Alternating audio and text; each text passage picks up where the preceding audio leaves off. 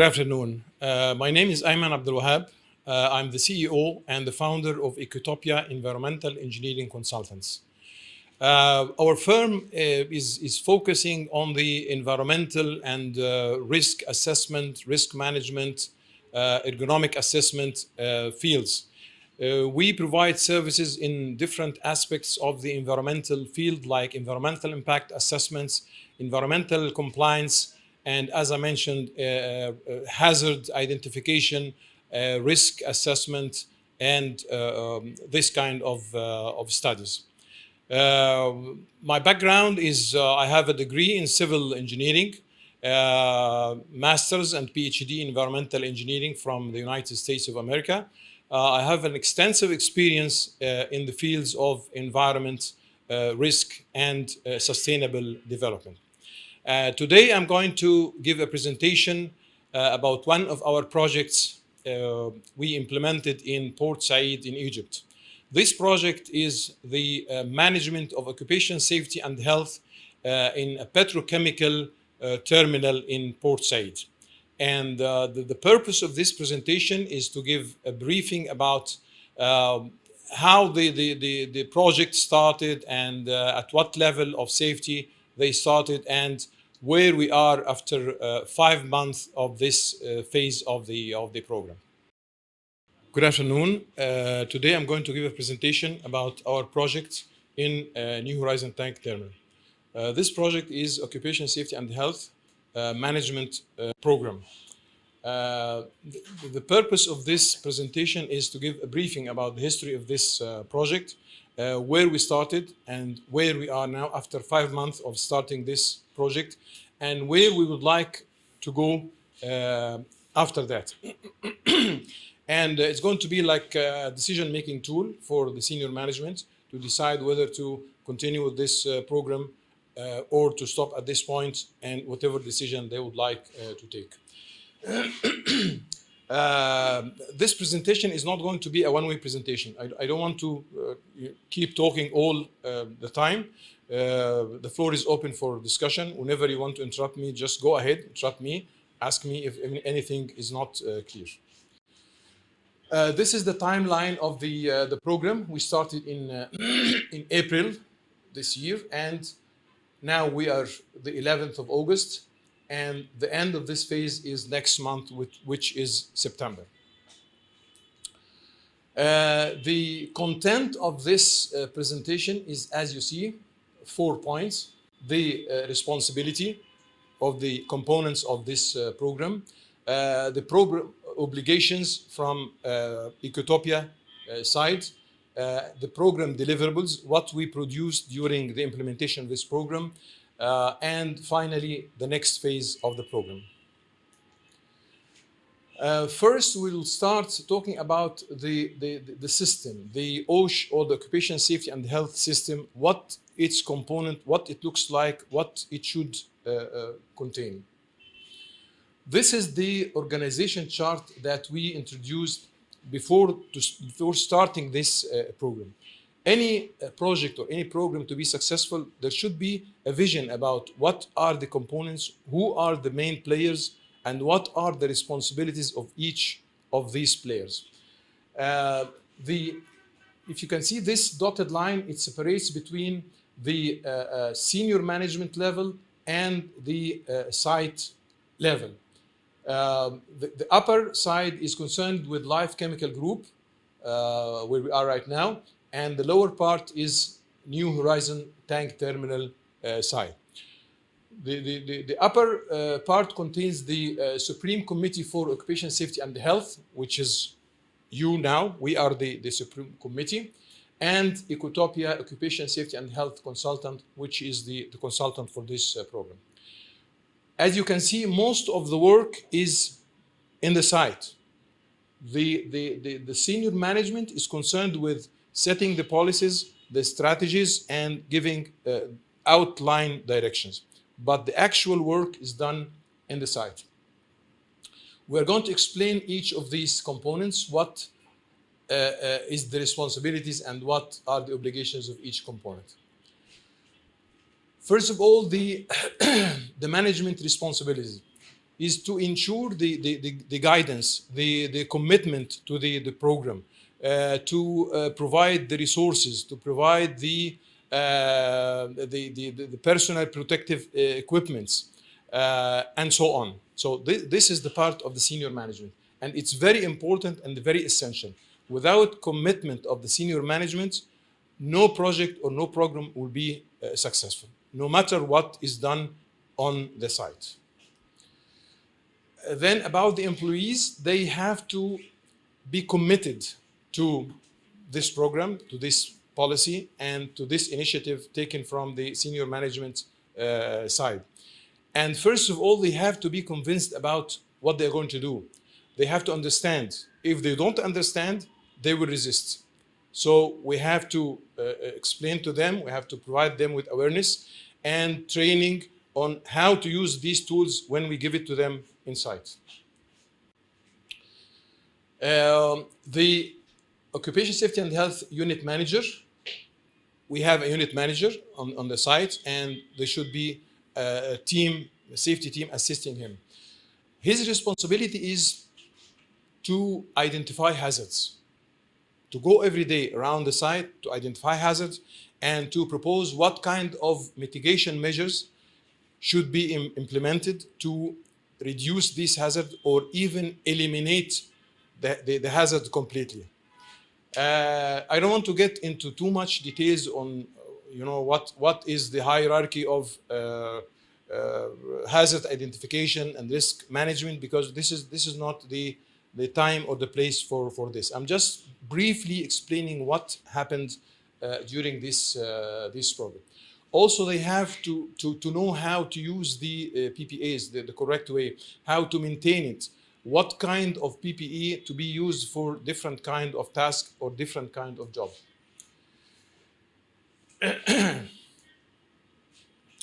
Now, the obligations and deliverables from the consultant side, from ECOTOPIA as a consultant of this program. Our obligation is to conduct a site visit every other week. We go to the site, we inspect the site, we have a meeting with the project management, with the safety team, and we identify if there is any hazards or any risks. We discuss it with them, and we come to a mutual agreement about what needs to be done about these hazards. The deliverables,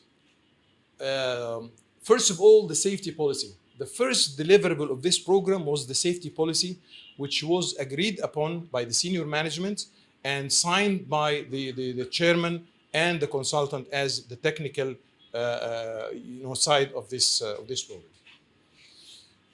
Also, we produced safety sheets starting from the safety induction. For any visitor to visit the site, he should be oriented about what are the main hazards that he's going to encounter, what kind of precautions he should take, and he should be accompanied by one of the safety or security team during his tour until he finishes the tour.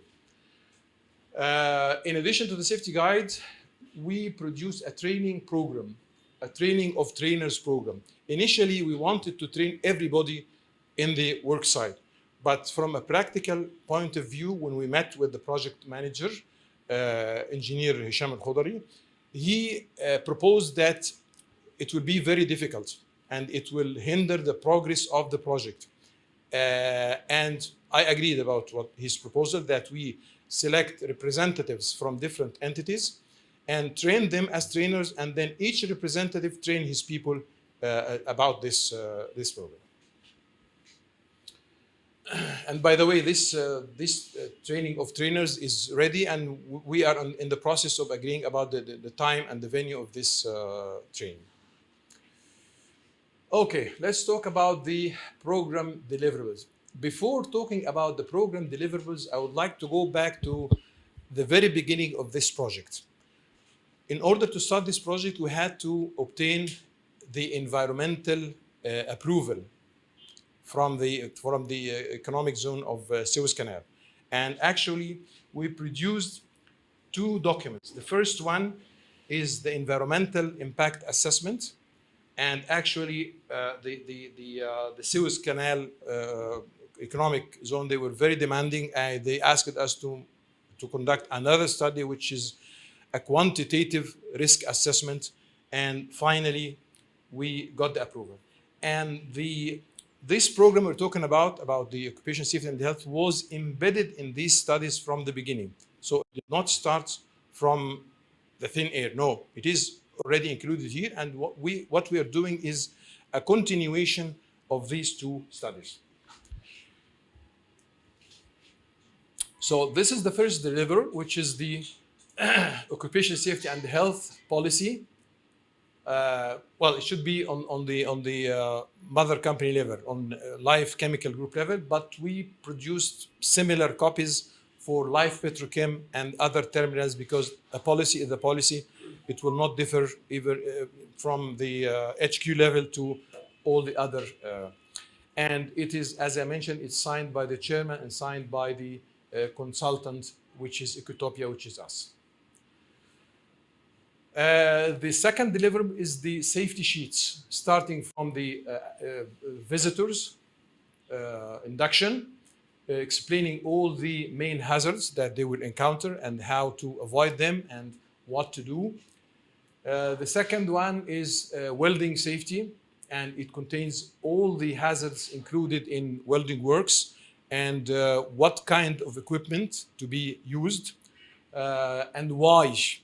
Because as I mentioned, if you don't explain to the worker or to the, any person why he is doing that, he will not do it, or he will resist doing that. It's just two A3 two-face sheet, and it's laminated so that it can handle the tough conditions in the site. Crane safety, the same, explaining what are the hazards of working with cranes and heavy machineries like that, and what are the PPEs to be used and why to use these PPEs. The same thing for scaffolding safety, and we will talk a little bit more about scaffolding because it needs more focusing and more attention because of the kind of hazards and risk included in this kind of works. This is the safety guide, and actually the original copy is Arabic copy. We produced an Arabic copy about safety and occupational health, and we were this is the Arabic copy, and we were requested by you, Mr. Ahmed, to produce this English copy.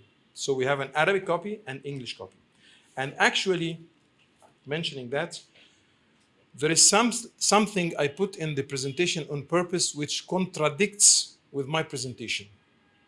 Anybody detects that, he will have a free copy of this. Okay? Okay, we'll continue. This is the English copy. And then these are the components included in the safety guide. And actually, this safety guide is a very good document. It covers all different kinds of hazards and risks included in construction phase of any project. It doesn't have to be petrochemical, any construction site, development, any kind of project. This is a very good document for that. The first thing is definitions and acronyms. Unless we agree about what we are talking about, we are going to speak different languages. So definitions and acronyms are very important because it's a very special area we are talking about. What is the difference between hazard and risk? What is hazard and what's risk? What's elimination and what's mitigation and what's control? What's engineering interventions and what's administration interventions? All these kinds we have to agree about in order to speak the same language. Second point is an introduction, just talking about what is safety and what's the importance of safety and so on. Then the program itself. What's the program? And then the hazard identification and risk assessment, the personal protective equipment, the site preparation and control, and finally the evaluation and improve. Because this is alive. It should be a live program. It's not preparing the program and that's it. No, there should be always continuous improvement according to the conditions of the site. This is the presentation prepared for the training of trainers. And this presentation is going to be a general safety presentation. It's not going to include everything. It's the minimum requirements for anybody to train other people about the basics about safety during construction site. And during the presentation, we may elaborate in certain topics. We may give more explanation depending on the involvement, the background, and the needs of the audience, because it differs from person to person. And these are the components of the training of trainers: introduction, definitions and terms. Again, we have to agree about definitions. Hazards in construction sites, ergonomics, hazards in construction sites. And actually, we introduced the ergonomics because it's overlooked in most of the projects. The ergonomics, and the ergonomics is very important, and it differs from office work. It can be applied in office work, can be applied in factories, can be applied in terminal, like our terminal, and so on. And there is even in personal life. Even in personal life, exactly. So it's across the board. You can implement the concepts and the basic of ergonomics, and it's very important for the long-term health of the workforce. PPEs, safety signs, first aids, lockout, tag out, and this is also a very important point, the lockout and tag out, especially during repairs and maintenance of electromechanical systems. Because, for example, if somebody is going to do some repairs in electrical works and he switches off the power, and then somebody else comes and put it on, then somebody would be electrocuted. So the lockout, it's a certain device that locks the switch and prevents anybody else from switching it back on. And the tag out is putting a tag with the name of the person who is performing this maintenance and with a lock. And only the person who is performing the maintenance who can open these locks. And also the special work permits, like hot works permits, like confined spaces permits. And we have lots of that in our terminals when somebody has to enter into the tank, especially when it had a chemical substance before, what precautions to take, what kind of gauges he has to use to detect if there is any vapors, harmful vapors, and all the rest of it. And as I mentioned, it was agreed to select representatives from different entities, like the project management and project site, the safety coordinators, the security teams, and actually we would like to integrate between safety and security. It's very important because there is an overlap between the two jobs, between security and safety. Like, for example, fire alarm and firefighting. It's common between security. There is certain tasks for security to do, and there is certain tasks for safety to do. And in so many other areas. The contractors, safety coordinators, we requested representatives from different contractors, and subcontractors, the same representatives. These safety reports we produce for each site visit. We produce a safety report with our observations, with our recommendations, with what kind of hazards or risks were identified, and we provided also this spreadsheet. This is the risk mitigation tracking system. And we provided these color coding to make it more visual and more easy to comprehend. And this color coding, the red color is a hazard which is pending. It's still there. It is not resolved. The orange is mitigation plan has prepared but not started. The yellow is implementation has started. So it's ongoing. Resolving the problem is ongoing. The green one, it's completed. The point is covered and we are on the safe side. And as we can see, there are some reds, but I'm very happy that the yellows and greens are more than the reds, which means that some cases already are closed. Many of the cases are on the way of being resolved, and few issues are still pending and need to be taken care of. And this actually, this spreadsheet is updated with each site visit. Until before the Eid vacation, there was continuous improvement.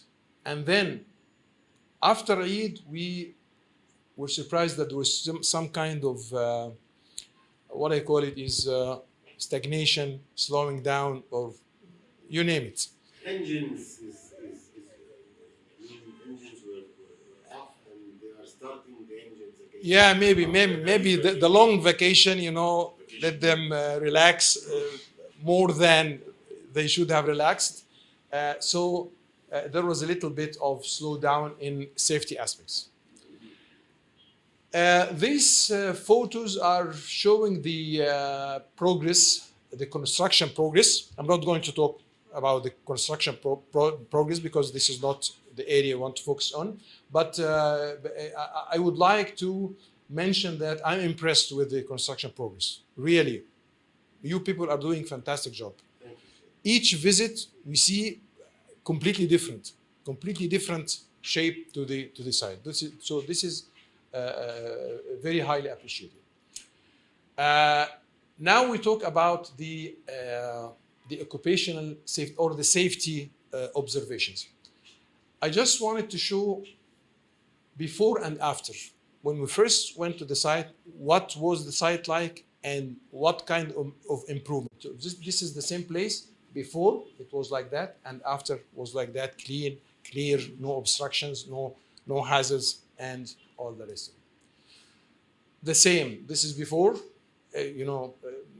hazards scattered everywhere, can pose anybody to trip or fall or get injured. And this is after, a little bit more tidy.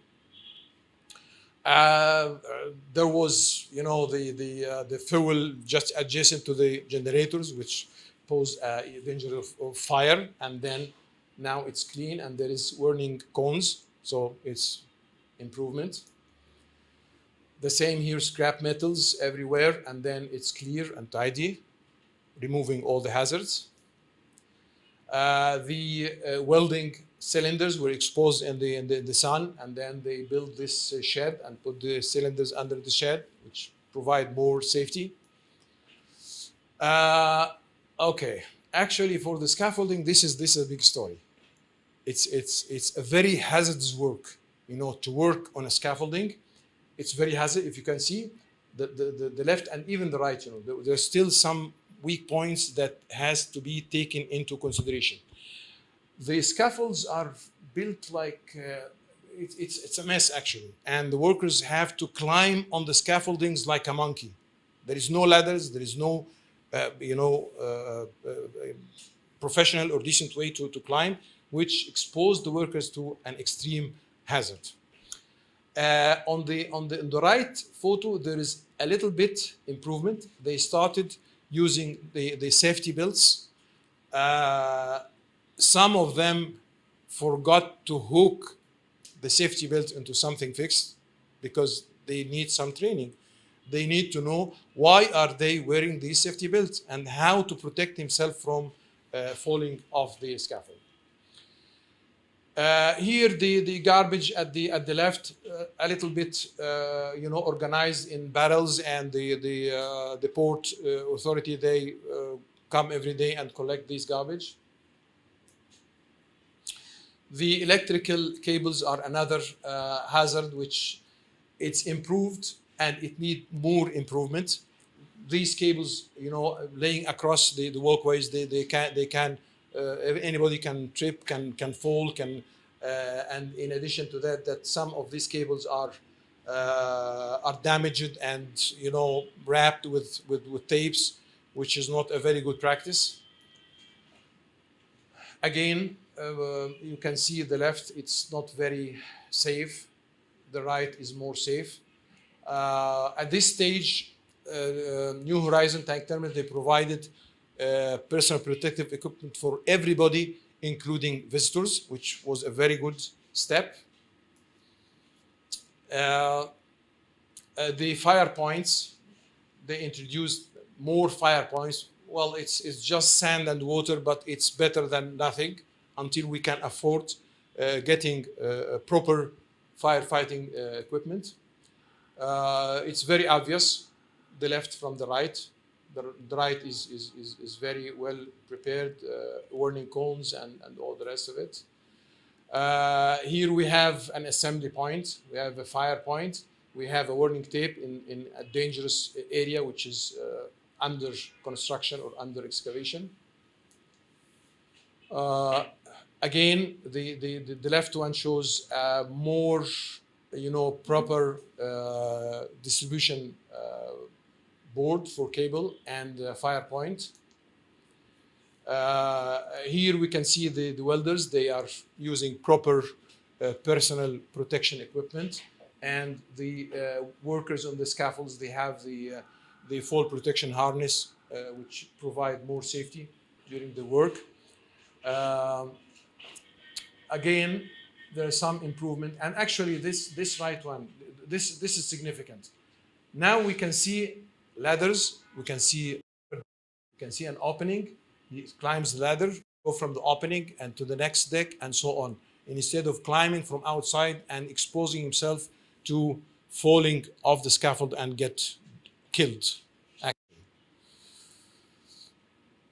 Having said that, with all the improvements, which is very significant and very remarkable, there is still room for improvement, and there will always be a room for improvement. As I said, for the scaffolding system, it has to be completely reconsidered. We have to focus on that because one accident is too many. The same for specialized personal protection equipment. PPEs is not only a helmet and a construction shoe. There is more than that. There is masks, there is special protections for different types of activities. We have to look at that and provide some more specialized personal protection equipments. About the heavy equipment, the operation of heavy equipment, this is a very important point. There should be kind of safety around this equipment. Nobody should stand beneath a load on top of his head. It can fall down for any reason. So certain aspects has to be taken into consideration. In one instance, I saw a car going just very close to a maneuvering crane, and the crane can very easily hit the car and can cause very big damage. This has to be taken into consideration. It should be kind of maneuvering area to avoid any cars or any pedestrians from getting hit from heavy equipment. The same for cables. Many of these cables are damaged and they are wrapped with tapes. It has to be reconsidered. Firefighting equipment has to be improved. There should be a first aid, kits in the site and somebody trained to use them. Fencing is very important. Fencing is both for security and for safety. Really? That's great. That's great. This covers a very big issue. Okay. Providing a toilet. I'm afraid. There should be I will not do that. there should be a WC in the, because it's basic. It's something basic, you know. One of the main points that you are talking about, Dr. Ayman, is the fence regarding the fencing of the site. Today we have the fence being installed and fixed there in the site to cover almost the whole site outside area. And one of the points of the toilets, we don't have there a main area that we can construct our toilet and do the pipelines or whatever. So I'm excusing the guys there to have, for example, every 2-3 hours they can go in an outside area having their coffee and a toilet break, and they come back to continue their work. Thank you. And now I'd like to conclude my presentation by talking about what's next, what's the next phase. And before that, I would like to commend the efforts of all the main players in this project, in the Occupational Safety and Health program, starting from the senior management by supporting this program, by providing the guidance and the resources, and also the project management with their dedication, the safety team, and the collaboration between all these parties, and going in the same direction to achieve what has been achieved during this short time of period. So what's next? The next phase after the completion of the terminal is going to be the commissioning and the operation. And actually, the Occupational Safety and Health program in this phase is going to be completely different, because what we have been talking about until now is during construction phase. Safety during construction phase is completely different than safety during operation. During operation, we're talking about loading, unloading chemicals. We're talking about potential spillage of chemical substances. We're talking about pressures. We're talking about firefighting, alarms, and completely different type of hazards and risks.